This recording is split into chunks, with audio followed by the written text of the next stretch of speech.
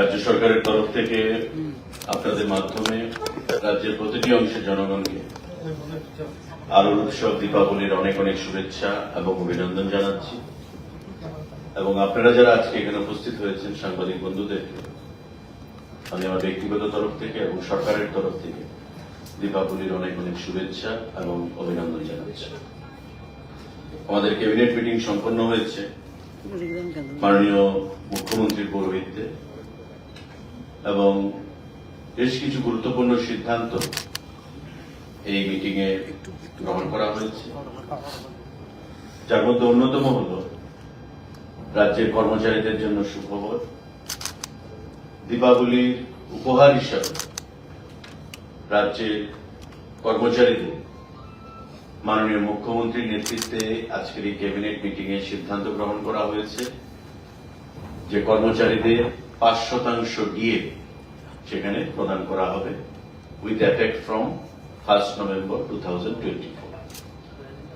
আগামী মাসে নভেম্বর মাসের 1 তারিখ থেকে রাজ্য সরকারের কর্মচারীদের 5% ডিএ সেখানে প্রদান করা হবে, এফেক্ট হবে এবং তার জন্য খরচ কর হবে প্রতি বছরে 500 কোটি টাকা।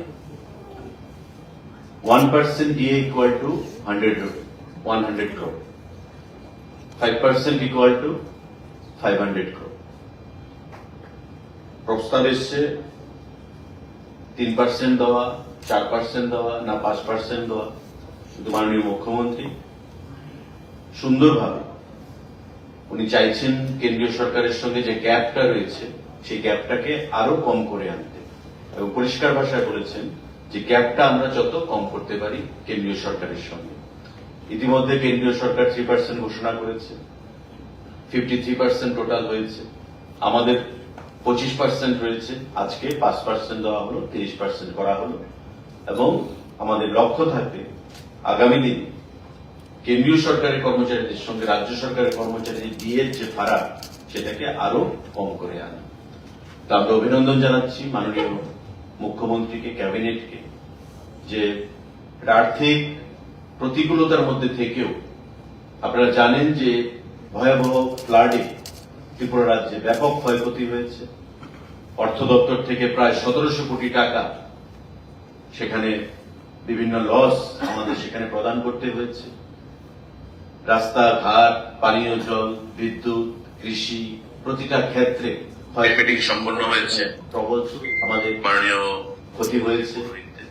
তারপরেও এই আর্থিক পরিস্থিতির মধ্যে থেকেও রাজ্যের মাননীয় মুখ্যমন্ত্রী এবং ক্যাবিনেট এই বলিষ্ঠ সিদ্ধান্ত গ্রহণ করেছেন, কর্মচারীদের 5% ডিএ সেখানে প্রদান করেছেন। এই 5% ডিএ প্রদানের ফলে কেন্দ্রীয় সরকারের সঙ্গে যে গ্যাপ, যেটা আমি আগে বলেছি, সেটা অনেকটা কমলো। 30% গিয়ে আমরা দাঁড়িয়েছি।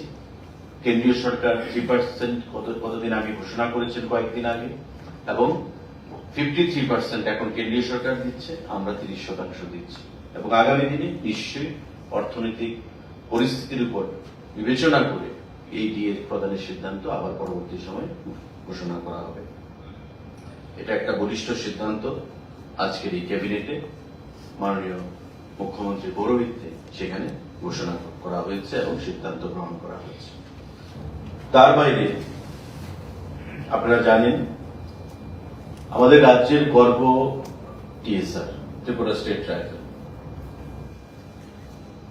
দীর্ঘদিন ধরে টিএসআর এর দাবি ছিল, যারা জওয়ানরা রয়েছেন তাদেরকে প্যারামিলিটারি হিসাবে ঘোষণা দেওয়া হয়েছে অনেক আগে। বিগত সরকারও সেদিকে কর্ণপাত করেন। তাদের বিভিন্ন দাবি দেওয়া সমস্ত কিছু নিয়ে আমাদের সরকার গঠিত হওয়ার পর আমরা আন্তরিকভাবে তাদের দাবি দেওয়া পূরণের জন্য বিভিন্ন সিদ্ধান্ত আমরা গ্রহণ করেছি। মাননীয় মুখ্যমন্ত্রী টিএসআর এর যে রেশন মানি সেটা 1000 থেকে 2000 টাকা করার ঘোষণা করেছে।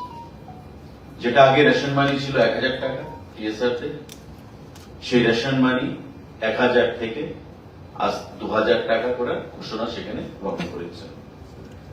টিএসআর জওয়ান যারা রয়েছেন তাদের পোশাকের জন্য 10,000 টাকা করে দেওয়া হতো, এখন থেকে সেই টাকা 12,000 টাকা করে প্রদান করা হবে। তাদের যে ইউনিফর্ম পোশাক, আগে সেটা 10,000 টাকা প্রদান করা হতো না। আমাদের সরকার আসার পর সেই সিদ্ধান্ত আমরা গ্রহণ করেছি এবং সেই 10,000 টাকা থেকে এখন সেই টাকা বাড়িয়ে 12,000 টাকা সেখানে প্রদান করা হবে। প্রত্যেক টিএসআর ব্যাটালিয়নে 5 লক্ষ টাকা করে জিমন্যাসিয়াম স্থাপনের ব্যবস্থা করা হবে। যতগুলো ব্যাটালিয়ন রয়েছে প্রতিটি ব্যাটালিয়নে 5 লক্ষ টাকা করে জিমন্যাসিয়াম, যাতে তারা শারীরিকভাবে মানসিকভাবে সুস্থ থাকতে পারে তার জন্য জিমন্যাসিয়াম প্রদানের ব্যবস্থা করা হবে। এবং টিএসআর ব্যাটালিয়নে যারা মেডিকেল অফিসার, ডাক্তার, তাদের চিকিৎসার জন্য থাকেন, তাদের মাসিক যে সাম্মানিক সেটা 60,000 টাকা করার সিদ্ধান্ত গ্রহণ করা হয়েছে এবং মাননীয় মুখ্যমন্ত্রী সেই সিদ্ধান্ত গ্রহণ করেছে। অ্যাডহক ভিত্তিতে 240 জন জওয়ানের প্রমোশনের ব্যবস্থা করা হবে। বিভিন্ন টিএসআর জওয়ানরা রয়েছেন যারা বিভিন্ন অনেক বছর ধরে প্রমোশন থেকে বঞ্চিত। অ্যাডহক ভিত্তিতে 240 জন টিএসআর জওয়ানের সেখানে প্রমোশনের ব্যবস্থা করা হবে এবং টিএসআর পোস্টে এবং বারাকের মধ্যে মেরামত ও রক্ষণাবেক্ষণের জন্য 5 কোটি টাকা অর্থ বরাদ্দ করা হয়েছে। তারা যে ক্যাম্প বারাক তাদের রয়েছে, যেখানে তারা থাকেন, সেই ক্যাম্পে অনেক অপ্রতিকূল সেখানে পরিস্থিতি রয়েছে। কিছু কিছু বিষয়ে মাননীয় মুখ্যমন্ত্রী সরেজমিনে অনেক জায়গায় উনি গেছেন, পরিদর্শন করেছেন।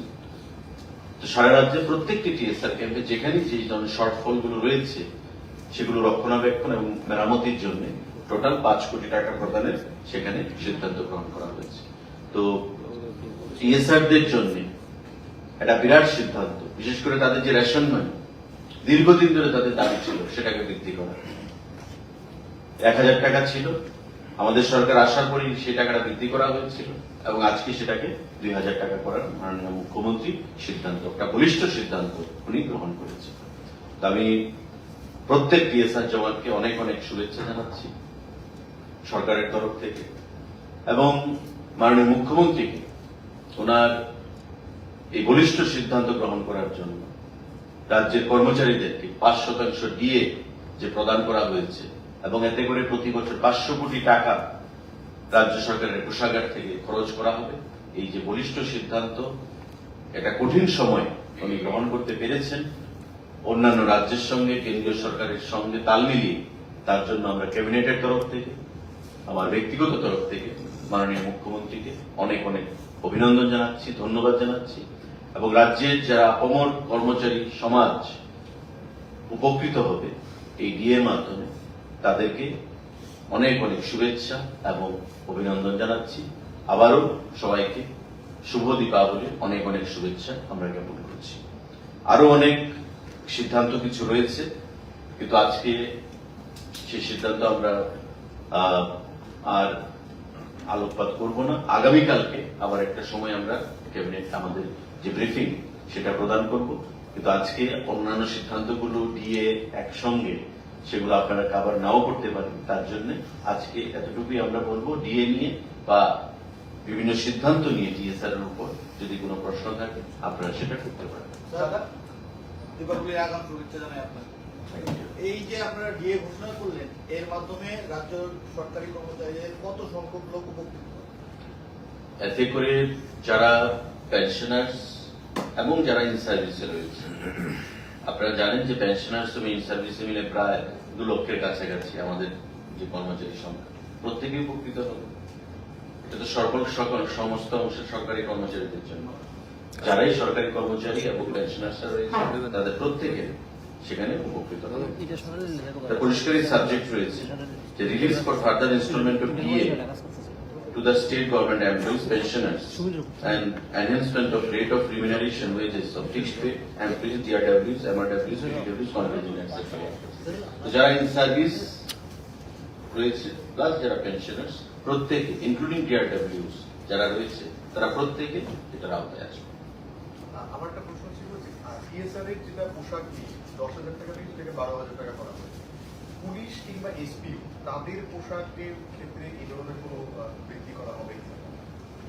দেখুন, আজকে যেটা আমি বললাম, টিএসআর হচ্ছে প্যারামিলিটারি টিএসআর কিন্তু পুলিশ না, টিএসআর কামস আন্ডার প্যারামিলিটারি। তো টিএসআর এর যে সুযোগ সুবিধা সেটা আলাদা, প্যারামিলিটারি টাইপ, সেটা নেওয়া হয়েছে। পুলিশ স্বাভাবিকভাবেই আমাদের জিএ যে বৃদ্ধি করা হয়েছে তার আন্ডারে চলে আসবে। পুলিশও তো সরকারি কর্মচারী, তো তার আন্ডারে চলে আসবে। এবং টিএসআরও সরকারি কর্মচারী, তাদের আন্ডারে আসবে। কিন্তু টিএসআর কে আমরা বরাবরই একটা আলাদা দরজা দিই। তো এটা আজকে সিদ্ধান্ত নিয়েছে, পরবর্তী সময় পুলিশ সম্পর্কে যদি সিদ্ধান্ত হয় সেটা আপনারা নিশ্চয়ই জানবেন।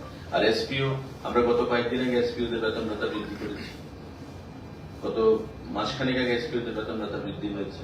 দেখুন, এটা প্রো পিপল গভর্নমেন্ট। আমি আবারও বলছি, of the people, by the people and for the people. যে কোনো সিদ্ধান্ত আমরা জনগণের বিবেচনা কথা মাথায় রেখেই আমরা গ্রহণ করি, এবং এখানে কোনো রাজনৈতিক ভেদাভেদ, রাজনৈতিক রং দেখে কোনো সিদ্ধান্ত গ্রহণ করা হয় না। এবং মাননীয় মুখ্যমন্ত্রীও যখন প্রপোজাল এলো আমাদের এই জিএ নিয়ে 3%, 4%, 5% কোনটা দেবে, ক্যাবিনেট হ্যাজ টু ডিসাইড। সঙ্গে সঙ্গে উনি বললেন যে 5% দিয়ে গ্যাপটা আমরা যত পারি আমরা গ্যাপটা কমাতে হবে কেন্দ্রীয় সরকারের সঙ্গে। তো এই যে জিনিসটা আমরা বিগত দিনে দেখেছিলাম, দিদেন গভর্নমেন্ট, লেফট গভর্নমেন্টের সময় 2%, 3% দিয়ে দিতে ওদের কষ্ট হতো।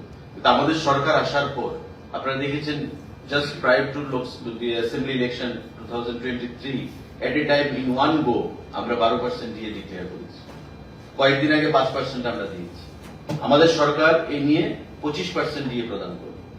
20% তার আগে, আজকে 5%, 25% আমরা প্রদান করব। মানসিকতা থাকতে হয়। আপনাকে আমি কিছু দেব, আমার সেই মেন্টালিটি, আমার সেই গার্ডস, ডিসিশন নেওয়ার অ্যাবিলিটি, সেগুলো আমাদের থাকতে হয়, যেটা আমাদের সরকারের রয়েছে। আর মাননীয় মুখ্যমন্ত্রী সেই সিদ্ধান্ত গ্রহণ করে উনি প্রমাণ করেছেন, যেটা প্রো পিপল গভর্নমেন্ট। তো স্বাভাবিকভাবেই আগামী দিনেও যে কোনো সিদ্ধান্ত আমাদের জনগণের কথা মাথায় রেখে আমরা গ্রহণ করব। এই রাজ্যের মানুষের অর্থনৈতিক বুনিয়াদকে শক্তিশালী করার জন্য আমরা গ্রহণ করব, এবং যাতে মানুষ এ রাজ্যে জাত বা ধর্মবর্ণ নির্বিশেষে ভালো থাকতে পারে সেই কথা মাথায় রেখে আমরা সিদ্ধান্ত গ্রহণ করব। আমার একটা জিনিস যেটা জানার জন্য মেনলি, যে আমরা সবসময় বলি আর্থিক প্রতিকূলতা, ফাইন্যান্সিয়াল কনস্ট্রেন্ট বা এই সমস্ত থেকে শুরু করি, এই যে 500 কোটি টাকা, এ টাকাটা কোথায় আছে? দেখুন, এটা আমাদের বাজেট এস্টিমেট, যেটা বাজেট এস্টিমেটের উপর থেকে আমাদের আনতে হবে। বাজেটটা কি? বাজেটটা হচ্ছে একটা এস্টিমেট। আপনি একটা বিল্ডিং বানাবেন, আপনাকে ইঞ্জিনিয়ার, কার্পেন্টার, রাজমিস্ত্রি আপনাকে একটা এস্টিমেট দিয়েছে, আপনার এই খরচ হবে। আপনার খরচ বেশিও হতে পারে, আপনার কমও হতে পারে, কিন্তু আপনি প্রিপারেশনটা নেবেন যে আমি বিল্ডিং বানাবো, আমার 50 লক্ষ টাকা খরচ হবে, এই একটা অ্যারেঞ্জমেন্ট আপনি রাখবেন। তো বাজেটটা হচ্ছে একটা এস্টিমেট। এটা এমন নয় আমাদের যে বাজেট রয়েছে 27,000 কোটি টাকার উপর, এমন নয় যে আমার 27,000 কোটি টাকাই আসবে। এটা 28,000 কোটিও আসতে পারে, আবার এটা 25,000 কোটিও আসতে পারে। তো যখন যেমন হয় তখন আমরা বিভিন্ন ভাবে কেন্দ্রীয় সরকার থেকে অনুদান আসে, সেটাকে নিয়ে আমাদের শেয়ার অফ ট্যাক্সেস, আমাদের জিএসটি, আমাদের স্টেট রেভিনিউ, সমস্ত কিছু মিলিয়ে আমাদের সেখানে চলতে হবে, যেহেতু আমাদের কেন্দ্রীয় সরকারের উপরে সমস্ত অনেকটা বিষয় নির্ভরশীল করতে হয়। মোর দেন 90% আমাদের নির্ভর করতে হয়। তো সেটা টাকাটা ফিনান্স ক্যালকুলেট করে অ্যারেঞ্জ করেছে। এখন ফিনান্স মিনিস্টার বলতে পারবেন বা সেক্রেটারি ফিনান্স বলতে পারবেন কিভাবে তারা অ্যারেঞ্জ করবে। সিদ্ধান্ত গ্রহণ করা হয়েছে, এবং ফিনান্স সেক্রেটারিকে যখন মাননীয় মুখ্যমন্ত্রী জিজ্ঞাসা করলেন বা আমাদের সিনিয়র মিনিস্টাররা জিজ্ঞাসা করলেন যে কি পরিস্থিতি ফিনান্সে রয়েছে, বলছি sir we can afford up to 5%, তার বেশি আমরা পারবো না বর্তমান সময়। তো এই যে দেখুন একটা জেনারেস অ্যাপ্রোচ, জেনারেসিটি, যে মানুষকে দেওয়া, মাননীয় মুখ্যমন্ত্রী বলছেন একদম 5% দিয়ে দিই, সেই জিনিসটা বড় কথা। এবং আমি আপনাদেরকে বলি যে আমাদের সরকার যতদিন থাকবে, যতদিন আছে, আমাদের কর্মচারীদের, রাজ্যের বেকারদের, আজকেও আমাদের কিছু কর্মসংস্থানের কিছু আছে ছোট ছোট বিভিন্ন দপ্তরে, আজকে আমরা বলবো না, কালকে বলবো সেগুলো নিয়ে। তো এগুলো কন্টিনিউয়াস প্রসেস, এগুলো চলতে থাকবে। যারা ভুল ব্যাখ্যা দিতে চায় আজকে তাদের মুখে চুনকালি, এবং তাদের একটা উচিত জবাব আজকে পেয়েছে এই ডিএ প্রদানের মধ্য দিয়ে, 5% ডিএ প্রদানের মধ্য দিয়ে। তো আমি আবারও আপনাদের সবাইকে ধন্যবাদ জানাচ্ছি, কর্মচারী সমাজকে ধন্যবাদ জানাচ্ছি, এবং আবারও শুভ দীপাবলির অনেক অনেক শুভেচ্ছা, অভিনন্দন। স্যার, আপনার দপ্তর নিয়ে একটা ছোট কথা বলুন।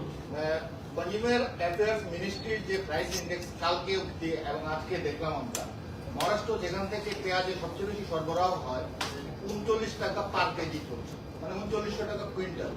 আমাদের রাজ্যে 80 টাকা পর্যন্ত পৌঁছে গেছে পার কেজি পেঁয়াজ। এই ব্যাপারটা একটু যদি খোঁজা করে বলো। দেখুন, এক হচ্ছে পেঁয়াজ কামস আন্ডার এগ্রিকালচার।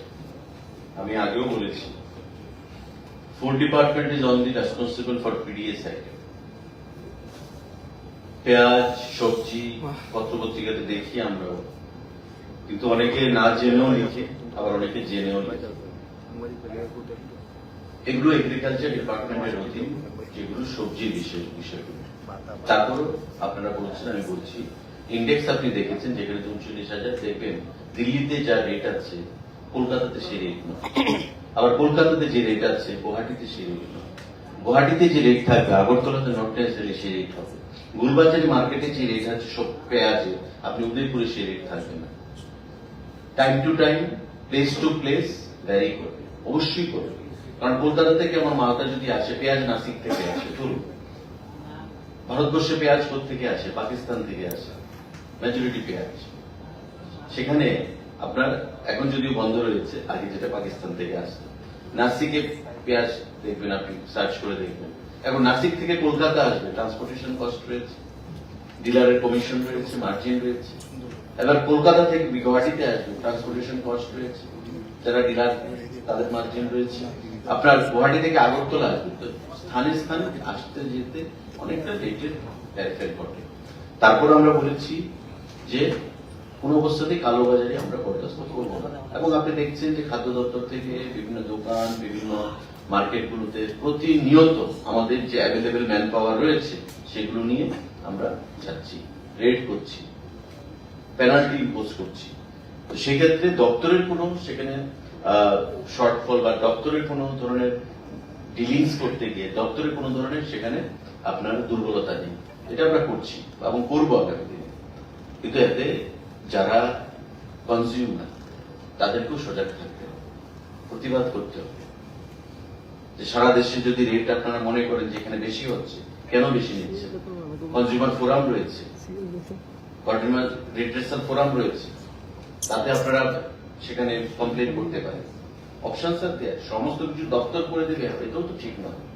দপ্তরের ম্যান পাওয়ারের শর্টেজ রয়েছে এবং প্রতিটা ক্ষেত্রে আপনি ফ্লাডের পর আপনি ত্রিপুরা রাজ্যে দেখবেন সবজি অগ্নিমূল্য দাম অনেক দাম বেড়ে গেছে।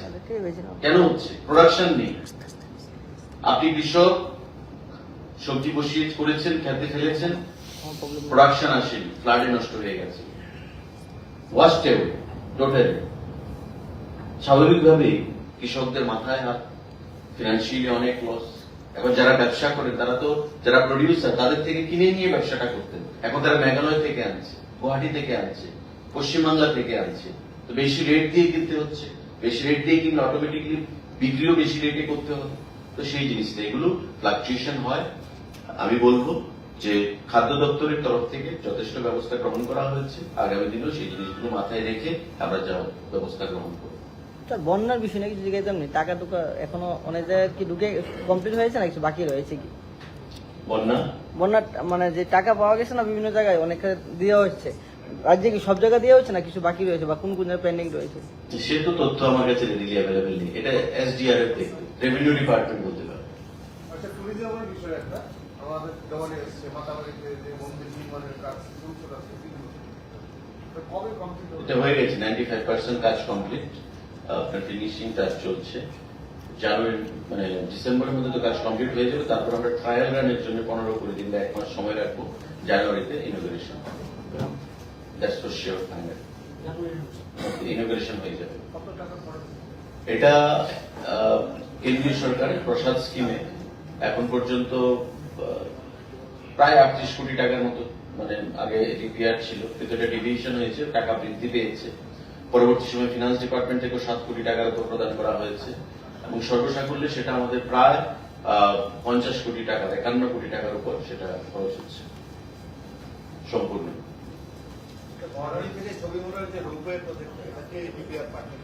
পাঠানো হয়েছে, এটা কেন্দ্রীয় সরকারের সঙ্গে আলোচনা চলছে।